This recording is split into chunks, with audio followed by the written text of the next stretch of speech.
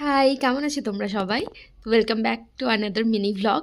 তো আজকে আমার হাজব্যান্ড আমাকে ফোন করে বলল চলো ঘুরে আসি কোথাও থেকে।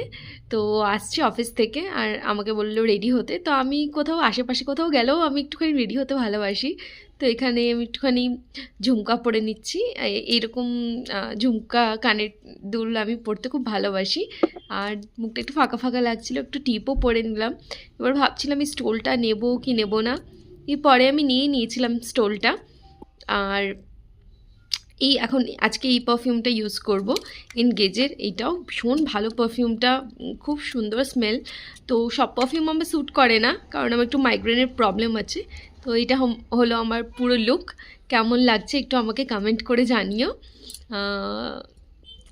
এরমভাবে রেডি হয়ে আমি জানি না আমাকে কেমন লাগছে, একটু আমাকে কমেন্ট করে জানিও। হ্যালো যাই হোক, গুড ইভিনিং। তো এখন বাজে মোটামুটি 6টা 5। আর আমি রেডি হয়ে গেছি। তো আমার হাজব্যান্ড আজকে বললো বেরোবে।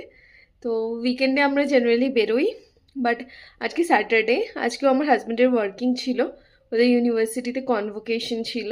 তো ও গেছিলো, এখন আসছে। তো আমরা যেহেতু আজকে বেরোতে পারিনি, তো ইভিনিংয়ে আমরা এখন বেরোচ্ছি। আর দেখি, ও বললো চলো কোথাও একটা নিয়ে যাবো। আমি জানি না কোথায় নিয়ে যাবে। তো তোমাদের নিশ্চয়ই আমি দেখাবো কোথায় যাচ্ছি আমরা। আর যথেষ্ট ঠান্ডা আছে এখানে। আমি পরে নিয়েছি একটা এই কাশ্মীরি ফেরেন। এটা আমি কাশ্মীর থেকেই কিনেছিলাম। ইভেন এটাও আমি কাশ্মীর থেকে কিনেছিলাম, এই স্টোলটা।